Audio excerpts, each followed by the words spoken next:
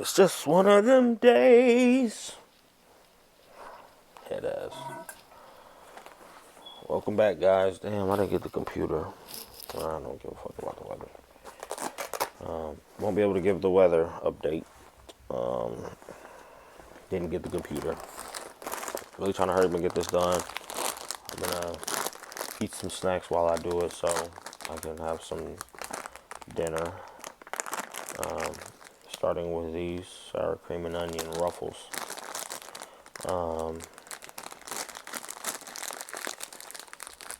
Welcome to vlog 46, resolutions to reality.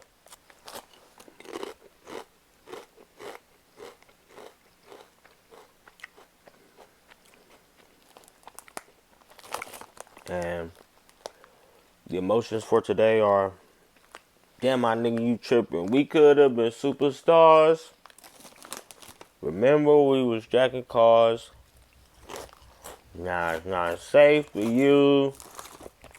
You switch like a pussy little bitch.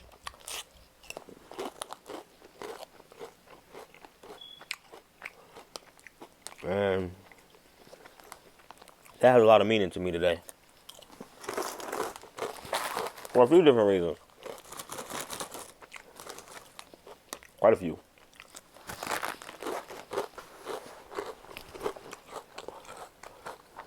So I got up today at 6:30ish. Got to the gym.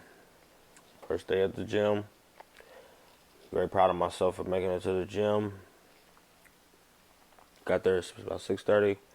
I started off just walking laps around the track. Just getting some blood pumping. After that, I played some basketball by myself, just shooting around, dribbling, and trying not to break my neck because the floor is so dusty.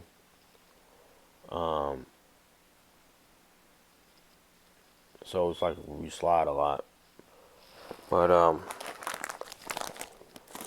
shot some hoops for about 45 minutes. Got a nice sweat going. And then I went upstairs I did like 3 sets of 12 sit-ups. I get some abs together. And 3 sets of 10 on the bench press for 135. I don't have a spotter, so I went light. Just really trying to get myself back into the groove. Left that to go to the sauna. Sat in the sauna for 15 minutes.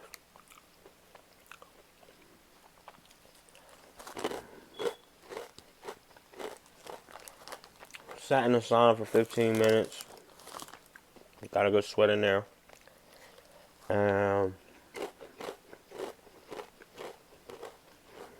Then I went to the pool and swam like 7 or 8 laps, different strokes, up and down the pool. After that, got dressed, left, came home, forgot my phone at the gym, went back, got my phone, went to McDonald's, got breakfast, some breakfast burritos, and a sausage biscuit. And took a nap. Got to sleep at about 11:30. Slept from 11:30 to 1:30. Got up at 1:30 and got ready for work. Made it work on time. Work was smooth. Exhausting but smooth. No errors, no mistakes, no scratches, no dents, no dings. And now we're here. It's not quite midnight, so it's still the 15th, which is what this episode is for, the 15th. You know, by the time I'm done, it'll be the 16th. The Dark Marina Blue Jordan 1s come out today. Probably won't get them. Got a dentist appointment today, 16th, 9 a.m. So I'll be up. Hopefully I'll get them on the sneakers out. That'd be the only way I can get them because I haven't got no raffles from JD's.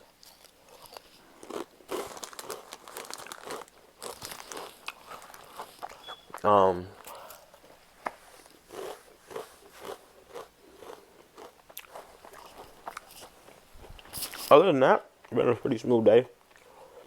Text Carter earlier. He wasn't very talkative as usual. I talked to my oldest son's mom earlier about her Valentine's Day and how it wasn't the best for her, and was trying to be there for her as a friend. This was before I laid down for my nap after the gym.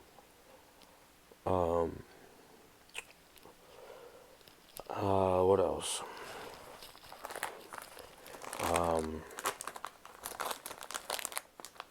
Didn't talk much to anybody at work. I mean, I talked to a few people about little piddly stuff. Nothing important. Nothing mentionable.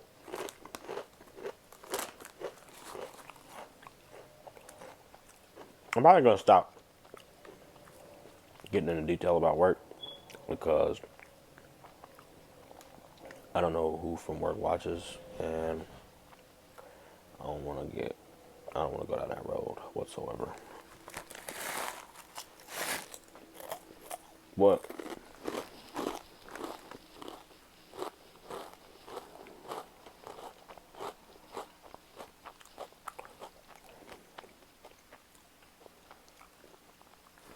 I did receive a lengthy correspondence from Lacey about her feelings and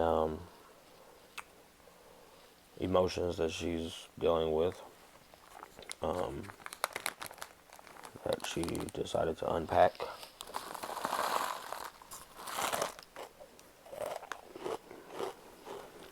And I think that's where most of the "damn, my nigga, you tripping, we could have been superstars" attitude comes from. Because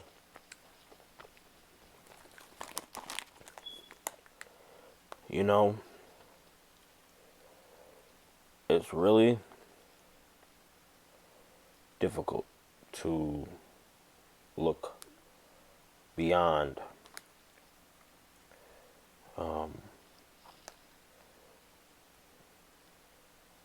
the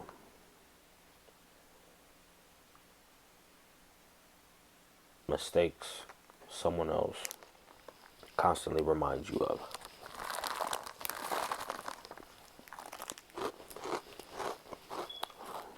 It's like when my mom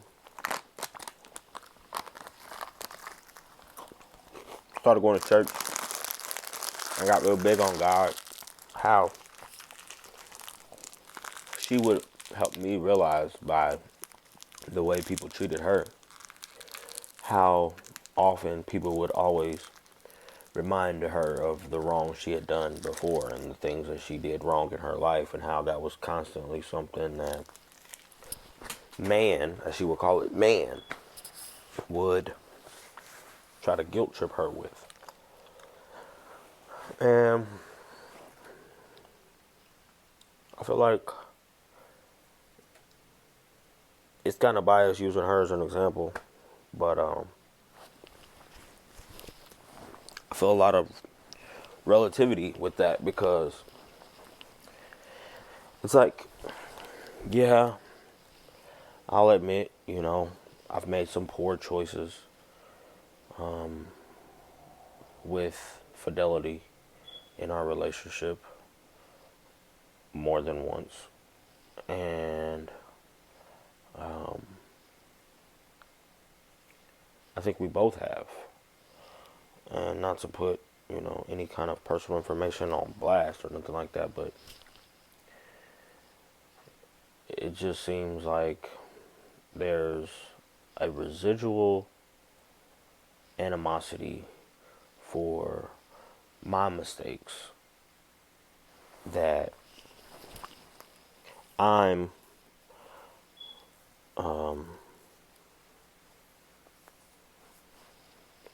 responsible for reassuring and being reminded myself of what mistakes I've made and how it's affected that person. Now, I do understand that certain pain withers differently with different people, and that I'm not at liberty to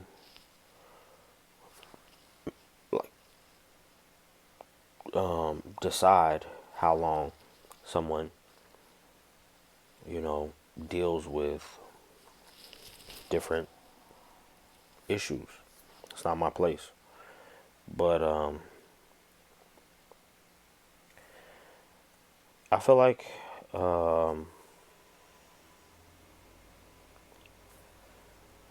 like maybe I have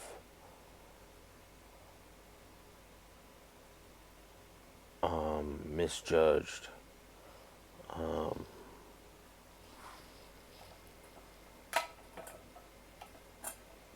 what someone is capable of enduring and recovering from, because there's a difference between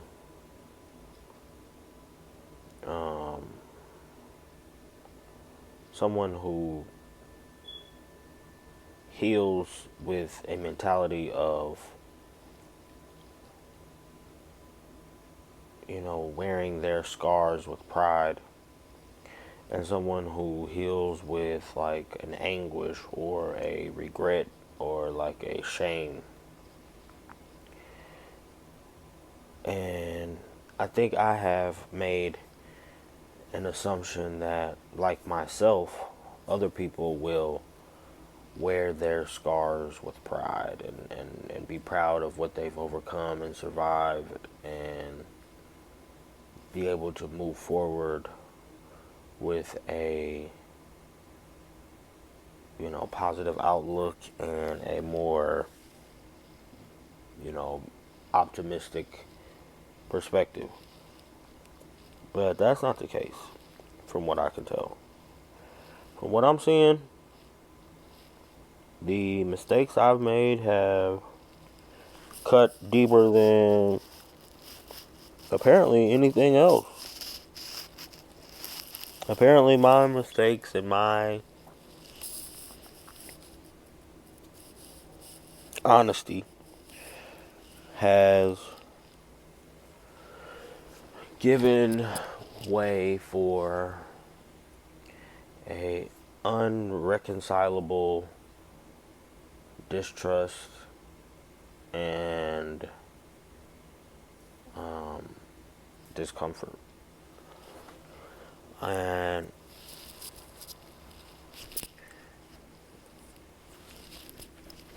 it kind of stems back to the way my first daughter was born and that platform, and it's very similar to the situation that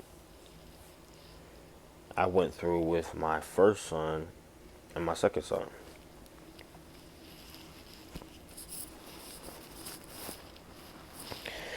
And what I realized from that was, hold on, give me 1 second, I'm just getting this mug right here. Some people aren't capable of genuinely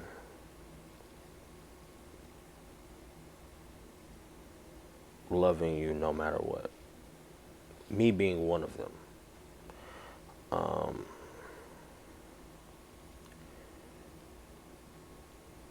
I don't feel like I love people correctly, especially the people that I'm in a relationship with. I feel like I love them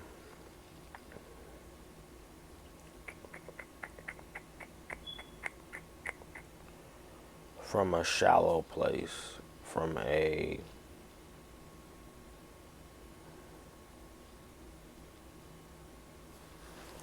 let's see, how can I describe it?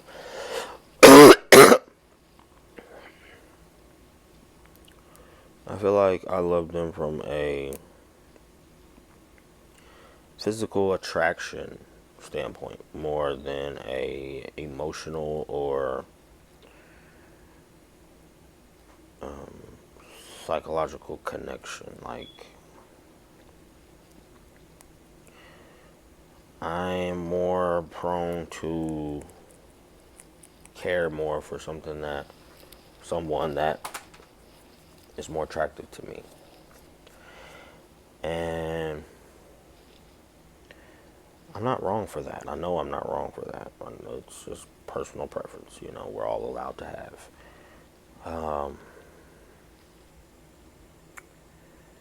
I think a lot of the issues I have now, well, that I'm dealing with now, is that A, the person I'm with doesn't believe that the attraction I have to them is genuine because of something I was honest with her about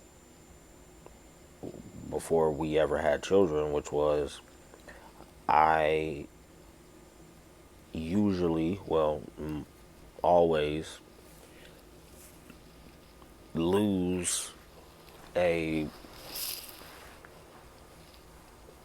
distinguishable amount of attraction to the person I have children with because I'm not attracted to pregnant people. It's just not attractive to me. And when I have kids with somebody, I lose attraction for them because I witnessed them pregnant. I don't like big bellies. I don't like overweight people. I'm just not attracted to it. I'm not wrong for that. I'm just being real. So the fact that I told her that and that she knows that, she's under the impression that my emotions and feelings towards her are not the same because we've had 3 children together. And to an extent, she's right. I've shifted a lot of that effort that I had in making myself more attracted to her,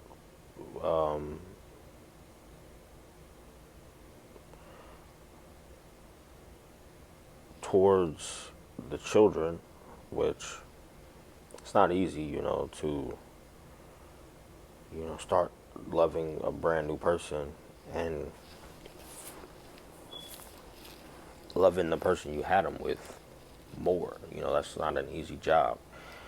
And especially when you're not as attracted to them or their body now that they've had all these children. And not that that's the case, but that's just the issue that we're dealing with. But also the fact that when she was pregnant with our first child together, and we had our first little hiatus, and parted ways during the pregnancy, I managed to rekindle a flame with my daughter's mother, who I hadn't interacted with in over 3 years, and proceeded to have a child with her as well. So I have two sets of children who are fairly close together in age. And same thing happened with the first ones. Things went south, and I wasted no time moving on, basically. It's just who I am. I don't waste time moving on, there's no time like the present. Not that I wanted this stuff to happen this way or planned it to happen that way. It's just the way it was, and it's the way the universe wanted it to. And that's just how it is. But with that being said, another thing that I was honest with her about that also heavily affects her current emotions is the fact that I was honest with her about how diligently I tried to get back with my daughter's mom before I had met her. And the things that I did to try to get her back. And I think she's always felt like those efforts were more than I've tried to use for her. And that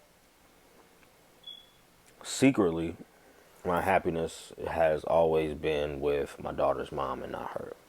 And that she's just the person who I settled for. Which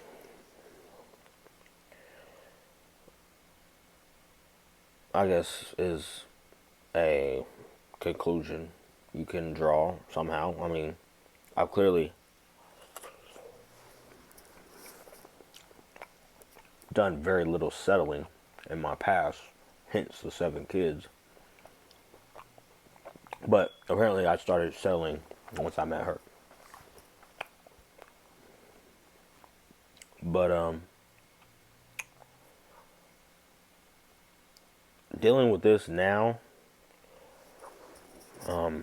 it doesn't make me upset or hostile or annoyed or frustrated. It really just reminds me that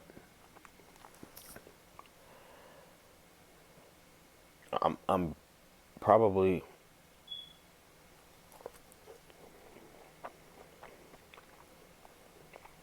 in the right place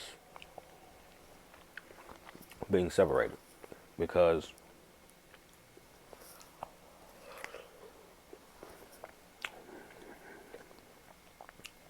being that I've already done what was necessary with removing my attachment, even though I still keep, the physical aspect alive and the communication aspect alive.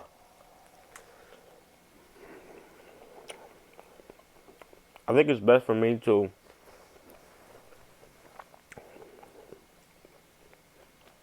help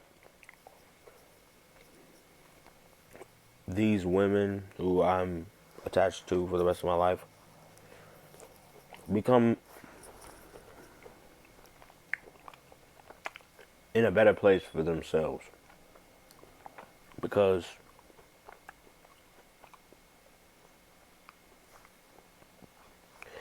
I'm really starting to believe that there's really not a good place for any of us combined. There's really only a good place for support for all of us to be supportive of each other and help raise these kids.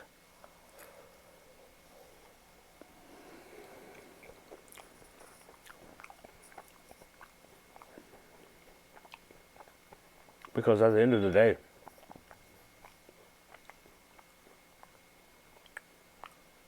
it's much more important for me to help them be of sound mind for the sake of our children and their well-being than to try to nurture relationships that are built on sinking sand, because I don't need any more proof to know that the trust that I've lost is unrepairable. She's already shown me that, which is why I put the space in between us and kept it there. But I won't shut off the support system, because not only does she deserve that and need that, but that's what I want. Like, I was telling my oldest son's mom this morning, like, I have genuine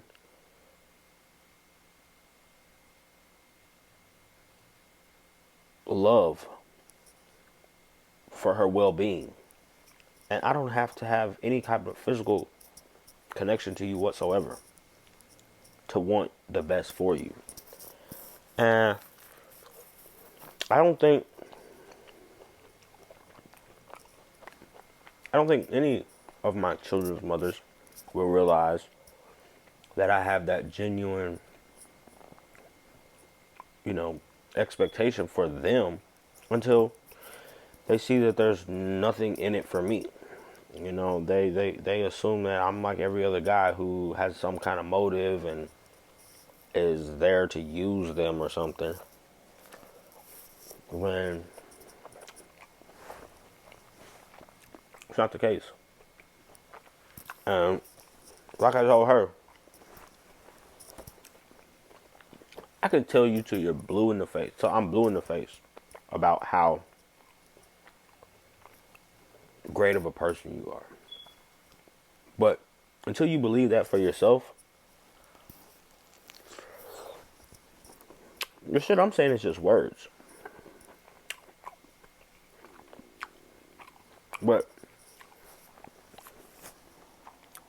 all I want is for all of them to genuinely be happy. And I think that's a lot of reason why I'm so unhappy. Because I spent so much time and energy trying to figure out how to show these people who refuse to see any light at the end of their tunnels that there is some. And then they finally see it. And then they pop up out and become the best version of themselves. And I'm left to figure out what I'm doing wrong for myself. And it doesn't bother me because I know I'm more than capable. I just feel like I'm spending so much effort thinking and calculating and designing plans for other people's success that I'm not spending enough time designing a plan for myself. Literally have no plan. But I can tell the next person exactly what they need to do. And they'll listen to me and it'll work.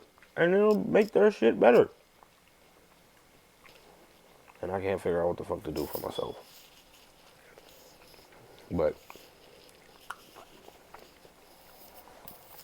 that's just how it is, It's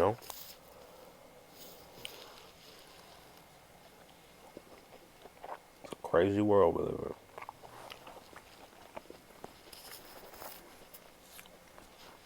And I hope that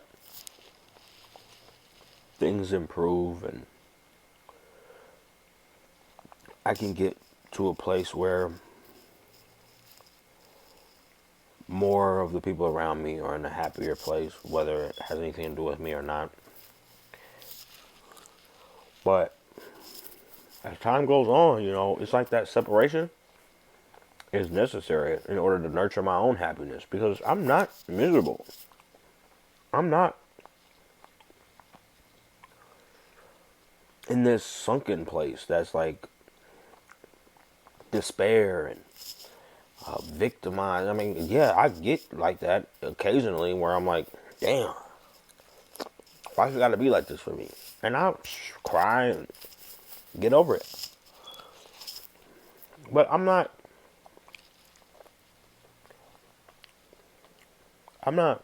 sitting around doing nothing about my issue and hoping it's gonna repair itself. That's the definition of insanity. Doing the same thing and expecting a different outcome. It's not me, man. It's never gonna be me.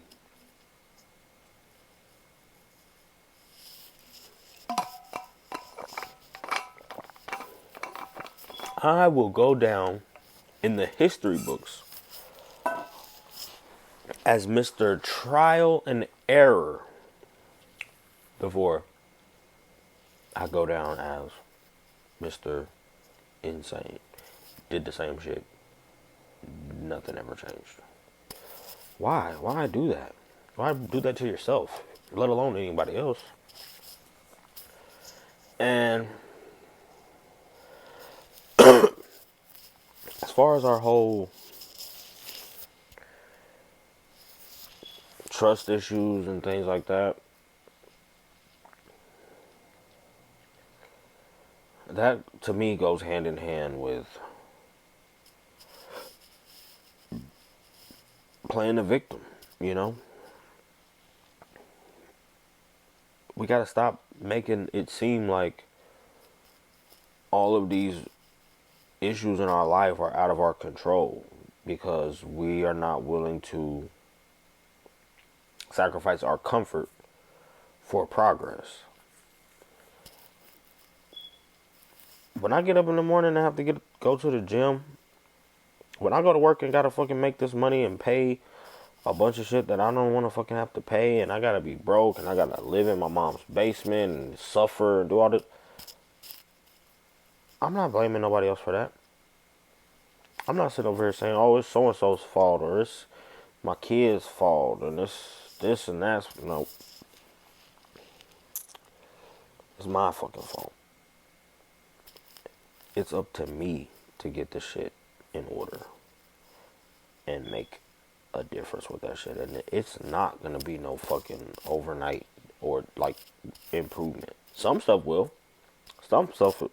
Smoking was an overnight thing. I woke up on December 31st and said, I'm done. Just like I woke up and said, you know what? I don't want to fucking be fat no more. I don't want people to think I'm overweight. I don't want to have high blood pressure no more. I'm done. But no, it doesn't mean that the problem's gone the next day, because you don't solve those issues in one day. The smoking problem is a daily job. I have to make a conscious decision every day that shit crosses my mind to say, nope, I'm not even going to talk about it. I'm not even going to think about it. I'm going to take it out of my head. I have to make a conscious decision to stop wanting it. I have to.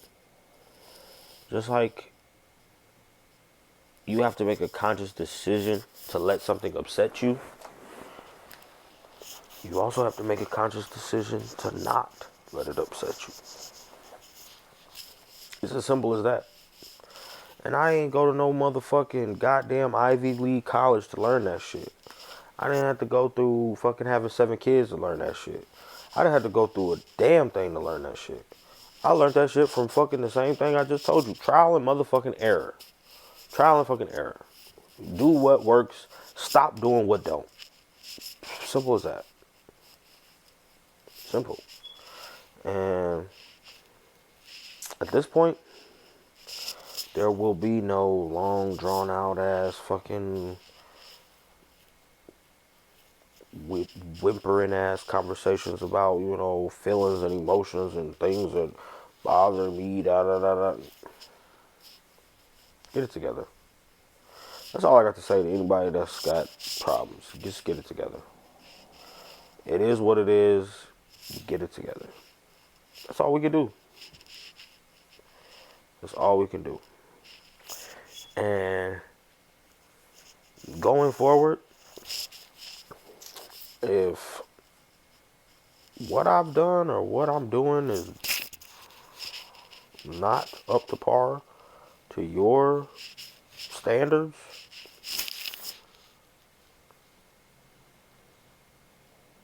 tell me. Speak your mind. Say it with your chest. And there's only two things that can happen. I can either fix them and change, or you can make your exit. Make your grand exit. Either way, you have to do something. If you're not going to do nothing, don't say nothing. Another thing I've been realizing, I've been thinking about a lot. Let me turn this down a little bit so y'all can see me better. Another thing that's been on my mind a lot and that's been bothering me is that I've been spending a lot of time doing things I don't like to do. For example, specifically, I don't like to talk about people. I don't like to talk about people. That's what small-minded people do. I like to talk about ideas. I like to discuss ideas. Things that you don't think about all the time. Things that you have to sit down and wrap your brain around and actually put some thought into. Talking about people is boring. And it gets you nowhere. It's basically just gossip. And I'm not like that. I would rather be quiet than to gossip. I'm already naturally a quiet person. But what I'm realizing now is maybe a lot of the reason why I was so quiet because most people that talk to you want to talk to you about other people. And most people that are quiet only talk about ideas or things that they're interested in. What's crazy is when I talk to people who I usually talk more about other people with than ideas, and I bring up an idea, it's almost instantly cut off. 9 times out of 10. To the point where I have to act like I'm ignoring them to get them to remember what I was saying the last time and bring my idea back up into conversation to ask me what my thoughts were on it. Because they're so small-minded, they can't even think about the ideas that I bring up. Their brains don't work that way. And I'm tired of doing that. I'm tired of having conversations like that about people. Like, it's beneath me, to be honest. And it goes hand in hand with what I was saying earlier when it's like, I don't have time. I do not have time. Sit here and talk about so-and-so when so-and-so ain't helping me take care of these kids. So-and-so ain't helping me get no money. So-and-so ain't giving me no advice. Talking about so-and-so ain't helping me be a better person. Nothing so-and-so has going on has anything to do with me. I'm just rambling about them because that's what the next person wants to talk about. I'm done doing that. Something that always comes in my head when I think about when I'm doing that is the Bible says be slow to speak and quick to listen. So my mom always told me was you got 2 eyes, 2 ears, 1 mouth for a reason. You need to look and listen more than you talk. And I believe that. I have never had a problem shutting my damn mouth, watching your ass, listening to your ass, and learning everything I need to know about your ass without saying a word. I didn't start getting fucked up until I started trying to blend in with everybody else, doing what they do, acting like they act. I'm gonna fix that shit. That might be my next shit. I might go next month and not speak a word. That's a good ass. I probably can do that easier than I can stop having sex. Not even say a word. Now all you gotta do is text somebody. You ain't speaking nothing. You just text somebody just as good as talking. We'll see. But I'm at my time and I'm tired. I'm about to lay down and snack on some of these. These boys is hot. I don't even know how much. I've been eating a lot of chips today. I need to chill. But I don't want these to get stale. But they so hot, man. They had me up all night. I don't even feel like dealing with it. But that's all I got. I'm going to go ahead and get this uploaded and get my ass to bed and probably get to the gym in the morning before my dentist appointment. See if I can figure out something for them damn ones that's coming out. Racial Blue's supposed to be here tomorrow too, so I'm going to get a review for them out. As soon as I can. I got the review for last weekend recorded, but I've been having that recorded since last Wednesday when I sold the damn shoes, and I still ain't edited it. I just been taking it easy, man. Taking it easy. I gotta stop slacking, cause y'all gonna stop fucking with me if I don't keep them shoe videos coming. Them's the only ones y'all like to watch. But it is what it is, you know what I'm saying? I'm gonna be doing this every day regardless, and the shoe videos is coming too. I'm not gonna stop. I'm gonna slow up with those. I got them ready. I just gotta get them out. Y'all know how I am. You know I got a lot going on. I tell y'all about how much I got going on every day. But regardless, that don't matter. I'm just gonna go ahead and do what I gotta do and keep the road on the show. But as always, thanks for tuning in. Like, subscribe if you see anything you like. I'll be back again tomorrow, same time, same place. And as always, adios.